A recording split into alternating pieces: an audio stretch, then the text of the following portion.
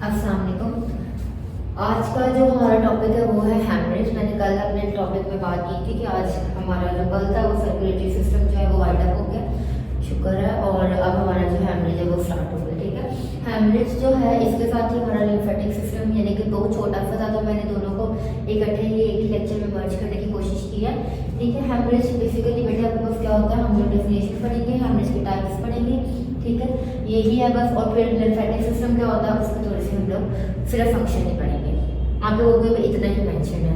अब आ जाते हैं हमारे पास haemorrhage, excessive loss of blood from your body, यानी कि आपकी बॉडी से एकदम से बहुत ज़्यादा ब्लड का लॉस हो जाना, ब्लड का ज़ाया हो जाना हैमरेज कहलाता है, ठीक है। इसमें क्या हो, अब जाहिर है आपका जो ब्लड है बेटे, वो ब्लड वेसल्स के अंदर जो है वो रन कर रहा है, कोई ऐसे तो नहीं कर रहा ना कि बॉडी में वेसल्स हैं बहुत ज़्यादा, उनके अंदर आपका जो ब्लड है वो रन कर रहा है, भाग रहा है। तो जब कोई वेसल जो है वो डैमेज हो जाती है, रप्चर्ड हो जाती है, तो फिर ही आपका जो वेसल के अंदर ब्लड था वो बाहर निकल आता है, उस चीज़ को हम लोग क्या कहते हैं, हैमरेज। हैमरेज हम तब कहेंगे कि जब वो ब्लड वेसल जो है वो रप्चर हो गई है और उसकी वजह से बहुत ज़्यादा ब्लड लॉस हो गया आपका, ठीक है। यही इसकी डेफिनेशन है। अब इसकी जो कॉजेज है ना, जो इसके टाइप्स है ना, वही इसकी कॉजेज है। कि टाइप्स मतलब कि इसके टाइप्स यानी कि कितने टाइप का होता है, और कॉजेज वही इसकी वजूहत है जिसकी वजह से आपकी बॉडी से एक्सेसिव ब्लड लॉस हो रहा है। अब वो इंटरनली भी हो सकता है, एक्सटर्नली भी हो सकता है, किसी एक्सीडेंट की वजह से भी हो सकता है, कोई भी मसलन साइड हो सकता है, वो हम आगे डिस्कस करेंगे, ठीक है। सबसे पहले हमारे पास एक्सीडेंटल हैमरेज आ जाता है, देन कैपिलरी हैमरेज आ जाता है, फिर पोस्टपार्टम हैमरेज आ जाता है, और प्लेसेंटा की अटैचमेंट सही से नहीं होती या अटैचमेंट खराब हो जाती है, डी अटैचमेंट हो जाती है, उससे भी हैमरेज हो सकता है। दूसरा आपका इंटरनली हैमरेज भी हो सकता है, इसके फर्दर इसके टाइप्स हैं और ये इसकी कॉजेज हैं। अब सबसे पहले अगर हम एक्सीडेंटल हैमरेज की बात करें बेटे, तो एक्सीडेंटल मतलब कि जब किसी का एक्सीडेंट हो गया है, अल्लाह माफ करे, एक लड़का था वो जा रहा है, बाइक के ऊपर जा रहा है, तो एकदम से उसको किसी ने पीछे से आकर हिट कर दिया है और उसका एक्सीडेंट हो गया है, वो एकदम से गिर गया और उसके सर से बहुत ज़्यादा खून जो है वो बह गया है, इसको हम लोग एक्सीडेंटल हैमरेज कहेंगे। या किसी का एक्सीडेंट हो गया रोड के ऊपर, तो उसकी वजह से उसको बहुत ज़्यादा जो ब्लड लॉस उसकी बॉडी से हो गया, तो वो एक्सीडेंटल हैमरेज है। ये फर्दर आगे दो में डिवाइड है, एक प्राइमरी में एक सेकेंडरी में। अगर उस लड़के को जिसने गाड़ी ने हिट किया और वो बेचारा गिर गया है और उसी टाइम ही वो गिरा है और उसका बहुत ज़्यादा ब्लड लॉस हो गया, तो this is called your primary time. और अगर सेकेंडरी मतलब कि अभी वो गिरा है लेकिन उसका इतना ज़्यादा ब्लड लॉस उस टाइम नहीं हुआ, कोई 2 से 3 घंटे बाद जाके उसका बहुत ज़्यादा ब्लड लॉस स्टार्ट हो गया, तो उसको हम लोग सेकेंडरी हैमरेज कहेंगे। मैं दोबारा फिर रिपीट कर देती हूँ, एक्सीडेंटल हैमरेज होता है कि किसी एक्सीडेंट की वजह से आपका बहुत ज़्यादा ब्लड लॉस हो जाना।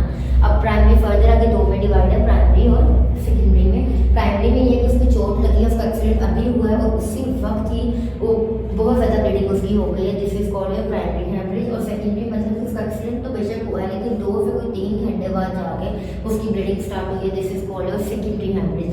बट इस कैपिलरी हैमरेज भी वही है कि ब्लड वेसल्स जो है वो आपकी रप्चर हो जाती है कोई भी, तो उसकी वजह से आपका कैपिलरी हैमरेज है, कैपिलरी से बाहर को आ गया ब्लड। बट इस कैपिलरी आपको पता है बहुत ज़्यादा गुच्छा होता है वेसल्स का, आपकी बॉडी में प्रेजेंट होते हैं, ठीक है।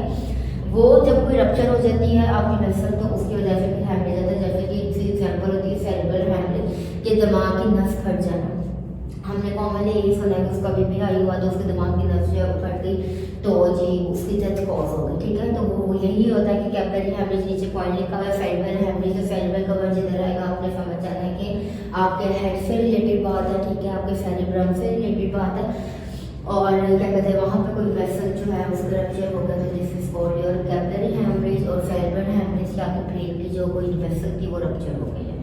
थर्ड वन आ जाता है आपके पास इंटरनल हैमरेज। इंटरनल हैमरेज वही है कि आपकी अंदरूनी कोई जो वेसल है वो डैमेज हो गई है, ठीक है, अंदरूनी कोई वेसल डैमेज हो गई है। अब इंटरनल हैमरेज यहाँ पे स्पेसिफिकली उसमें विजराफ का एक वर्ड मैंने यूज़ किया, बट विजराफ बेटे मैंने आपको पहले भी बताया था, आपके ऑर्गन के लिए यूज़ करते हैं, जैसे कि आपका हार्ट हो गया, आपका लीवर हो गया, आपकी किडनी हो गया, आपका स्टमक हो गया। तो अगर इनकी कोई अपनी जो वेसल है कोई अपना ब्लड यानी कि डैमेज हो गया है, अपनी कोई वेसल रप्चर हो गई और अंदर ही अंदर ब्लीडिंग उसने कॉज करनी शुरू कर दी है, तो उसको हम लोग क्या कहते हैं इंटरनल हैमरेज। कि आपकी बॉडी के अंदर कोई वेसल थी, एक स्पेसिफिक ऑर्गन की, वो रप्चर हो गई है जिसकी वजह से अंदर जो है उसी ऑर्गन का अंदर ही ब्लड जो है वो जमा होना शुरू हो गया, this is called internal haemorrhage. जैसे कि फॉर एग्जाम्पल अगर आपकी ब्रेन की कोई रप्चर हो जाती है वेसल, या आपके हार्ट की या आपके स्टमक की कोई वेसल रप्चर हो जाती है और वो अंदर ही ब्लड जो है जमा करना शुरू कर देती है, उसको क्या कहते हैं हम लोग इंटरनल हेमरेज। बट इस पोस्टपार्टम हेमरेज, पोस्टपार्टम का वर्ड पहले पहले क्या है वो समझो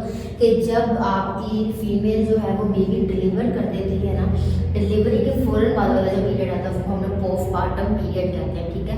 अब उन्होंने ये वाली बात लिखी है कि व्हाट इज पोस्टपार्टम हेमरेज, के आफ्टर डिलीवरी, जैसे अभी डिलीवरी हुई है या लेबर पेन यानी कि फीमेल को हुई थी और बेबी डिलीवर हो गया, चाहे वो सी सेक्शन से हो चाहे वो नॉर्मल इनके वजाइना डिलीवरी हुई है, इस ये बात यहाँ पे मेंशन नहीं है स्पेसिफिकली। आपको सिर्फ इतना है पोस्टपार्टम हेमरेज क्या है, वो ये है कि फीमेल की अभी डिलीवरी हुई थी और उसके बाद किसी भी वजह से उसके बाद बहुत ज़्यादा ब्लीडिंग उस फीमेल की स्टार्ट हो गया, this is called postpartum haemorrhage. Delivery के फ़ौरन बाद वाला जो पीरियड होता है उसको हम लोग पोस्टपार्टम पीरियड कहते हैं, और अगर उसमें ब्लीडिंग स्टार्ट हो गई तो वो हमारे पास होता है पोस्टपार्टम हेमरेज, ठीक है। अब वो किसी भी वजह से हो सकती है, जैसे कि फॉर एग्जाम्पल अगर वजाइनल डिलीवरी हुई है तो स्टिचेस सही से नहीं लगे फीमेल को, ठीक है। सी सेक्शन डिलीवरी हुई है तो उसमें स्टिचेस सही से नहीं लगे, या अंदर कोई चीज़ रह गई है सी सेक्शन के अंदर, वो दोबारा से फिर आपका जो वुंड है जो आपके स्टिचेस थे उनको ओपन करते हैं उस चीज़ को रिमूव करने के लिए, ठीक है।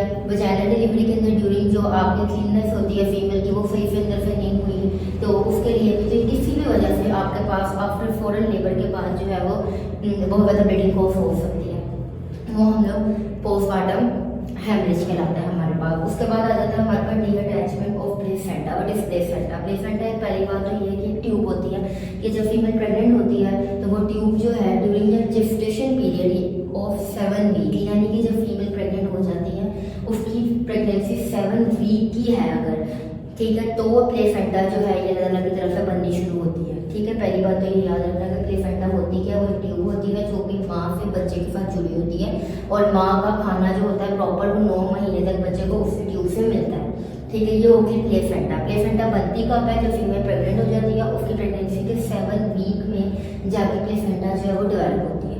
दो बातें हो गई, जब ये प्लेसेंटा जो है अब ये माँ से भी जुड़ी हुई है और बच्चे से भी जुड़ी हुई है, ठीक है। अब 9 महीने तक उसी ट्यूब के थ्रू ही बच्चे ने क्या लेना है, माँ से सारा फूड लेना है, सारा न्यूट्रिशन, सारा प्रोटीन सब कुछ माँ से लेना उसने इस ट्यूब के थ्रू। ये ट्यूब अगर जरा से भी हिल गई है किसी भी वजह से, फीमेल कोई स्टेप अप या स्टेप डाउन बहुत ज़्यादा कर देती है, ठीक है, या फीमेल बहुत तेज़ी से एकदम से बेड से उतर के नीचे आ गई है, या फीमेल गिर गई है, या फीमेल को कोई चोट लग गई है, ठीक है, या फीमेल कोई भारी ऊपर से सामान उठाया तब वो गिर गई है, या उनके स्टमक वाले एरिया के ऊपर कोई चोट लग गई है, कोई एक्सीडेंट हो गया फीमेल को, कुछ भी कॉज हो सकता है कि ये जो प्लेसेंटा है ये अपनी जगह से क्या हो गई है, हिल गई है, तो फीमेल को बहुत ज़्यादा सीवियर सडन ब्लीडिंग स्टार्ट हो जाती है, बहुत ज़्यादा सीवियर ब्लीडिंग स्टार्ट हो जाती है। और इतनी पेनफुल पहले बिल्कुल नहीं होगा, फीमेल को पेन कोई नहीं आएगी, लेकिन ब्लीडिंग बहुत ज़्यादा स्टार्ट हो जाती है। तो अगर तो कोई 7 मंथ या 9 मंथ्स होता है तो उसमें तो डॉक्टर जल्दी से आपका सी सेक्शन करने का कह देते हैं, लेकिन अगर फीमेल का यानी कि अभी कोई 5 मंथ था, 6 मंथ था कि बेबी अभी प्रीमेच्योर था, अभी तक बना ही नहीं है इतना ज़्यादा जितना वो 9 मंथ में ज़ाहिर बनेगा, तो फिर क्या मिसकैरेज यानी कि अबॉर्शन या फिर डीएनसी वगैरह करनी पड़ती है, ठीक है। तो डी अटैचमेंट ऑफ प्लेसेंटा ये होती है कि आपकी जो प्लेसेंटा है वो ईडीडी डेट, ड्यू डेट जो आपको एस्टिमेटेड फीमेल को दी जाती है कि इन डेज के अंदर आपकी डिलीवरी होने के चांसेस हैं, उससे एक दिन पहले भी या कभी भी आपके पूरे 9 मंथ्स के पीरियड के अंदर कभी भी आपकी जो प्लेसेंटा है वो अपनी जगह पे मिल गई है तो फीमेल को क्या स्टार्ट हो जाती है, बहुत हैवी ब्लीडिंग स्टार्ट हो जाती है। इसमें किसी किस्म की कोई ऐसी बात नहीं है जिसको मुझे जो आप लोगों को समझ ना आई हो। अब फर्दर आ जाते हैं हीमोफीलिया, मेनोरल्जिया और पर्प्यूरा। पर्प्यूरा सबसे पहले क्या होती है, एक नील पड़ जाना, हम इंग्लिश लैंग्वेज में कहते हैं, आप लोगों को कहे नील पड़ गया, उसने जोर से दबा दिया या कोई चोट लगी तो वहाँ पे पर्पल कलर का नील पड़ जाता है। वो यही होता है कि आपको जो स्मॉल स्मॉल वेसल होती है आपके हाथ पाँव कहीं पे भी, वहाँ पे वो रप्चर हो जाती है और आपको नील पड़ जाता है, ब्लड जो होता है वो अंदर एक्यूमुलेट हो जाता है, पर्पल कलर का आपको एक निशान पड़ जाता है। फिर आ जाती है हीमोफीलिया। हीमोफीलिया एक मेडिकल कंडीशन है, एक डिजीज है, इसमें बाय बर्थ आपके पास क्लॉटिंग फैक्टर्स 8 और 9 जो होते हैं वो प्रेजेंट नहीं होते, बट इस क्लॉटिंग फैक्टर्स जो होते हैं कि जब आपको कोई चोट लगती है ना तो आपके पास तो वहाँ पे प्लेटलेट्स भागे भागे आते हैं, वहाँ पे प्लग बनाने के लिए बॉडी से ब्लड लॉस ज़्यादा नहीं होना चाहिए, उसको कहते हैं क्लॉटिंग फैक्टर। लेकिन हीमोफीलिया के जो पेशेंट्स होते हैं इन बेचारों के अंदर वो क्लॉटिंग फैक्टर 8 और जो 9 है वो प्रेजेंट नहीं होता, ठीक है। जिसकी वजह से क्या होता है कि जब वहाँ पे कोई छोटी सी भी चोट लगती है उन्हें तो उनका वहाँ पे प्लग नहीं बनता, प्लेटलेट्स वहाँ पे नहीं आते प्लग बनाने के लिए, उनका ब्लड लॉस होता है। फिर आ जाती है menorrhagia. Menorrhagia is the excessive bleeding of the female in period. Periods के साइकिल के अंदर फीमेल की एक्सेसिव ब्लीडिंग हो जाती है, जो कि हर मंथ आपको पता है पीरियड्स 28 डेज के बाद एक साइकिल पीरियड्स का फीमेल में स्टार्ट हो जाता है, ठीक है। और हर मंथ यानी कि फीमेल को पीरियड्स होते हैं और उसके अंदर उनकी एक्सेसिव अगर लॉस हो रहा है, नॉर्मल ब्लीडिंग जो होती है वो 80 ml यानी कि 80 ml या 30 to 20 ml तक यानी कि नॉर्मल ब्लीडिंग हो रही होती है, और वो 80, 60, 70, 50 इस लेवल के ऊपर यानी कि पहुंच जाती है, तो उसको हम लोग मेनोरेल्जिया कंडीशन कहते हैं। और ये आपके पास एनीमिया कॉज करती है, क्योंकि फीमेल को हर मंथ में इनके पीरियड्स होने हैं, और आपकी अगर हर मंथ ही 20 to 30 ml से ज़्यादा ब्लीडिंग हो रही है तो ये आपके नुकसानदेह बात है। फिर आ जाता है लिम्फेटिक सिस्टम। लिम्फेटिक सिस्टम बेटे आप लोगों के ब्लड के साथ ही जो है लिम्फ नोड्स, ब्लड के अंदर लिम्फ नोड्स प्रेजेंट होते हैं, उसके अंदर जो आपका लिम्फेटिक सिस्टम है वो क्या होगा, वहाँ पे फ्लूइड उसका प्रेजेंट होगा, वेसल्स प्रेजेंट होंगी, ये भी एक फ्लूइड लाइक स्ट्रक्चर कलरलेस होगा, ट्रांसपेरेंट मटीरियल होगा, जो कि आपके लिम्स के अंदर, जो कि आपके ब्लड के अंदर वेसल्स प्रेजेंट है उनके अंदर रन करेगा। इसका काम क्या होता है, ये बेसिकली वन वे सिस्टम होता है, ठीक है। ये कोई भी चीज़ टिश्यू से निकाल के ब्लड में ले आता है, ठीक है। जैसा कि मैंने पॉइंट लिखा है कि ये प्रोटीन निकाल के टिश्यू से ब्लड में ले आएगा। ये कोई भी आपकी बॉडी में फॉरेन मटेरियल आता है, कोई भी एंटीजन आती है, फॉरन आपकी बॉडी को एक्टिवेट करवाता है, ठीक है। आपकी बॉडी में अब्जॉर्प्शन का काम भी करता है, आपकी बॉडी में ट्रांसपोर्ट का काम भी करता है, आपकी बॉडी को प्रोटेक्ट भी करता है आपकी कोई फॉरेन मटेरियल से, और आपकी बॉडी की प्रिकॉशन भी करवाता है, ठीक है। कोई बैक्टीरिया टॉक्सिक मटेरियल आता है उसे प्रोटेक्ट करेगा, अब्जॉर्प्शन भी करवाएगा, इम्यूनिटी में रोल प्ले करता है आपका, और आपके टिश्यू को इंटैक्ट रखता है, कि इंटेग्रिटी उसकी मेंटेन करके रखता है, उसको इकट्ठे रखता है, जोड़े रखता है आपको उसमें, ठीक है।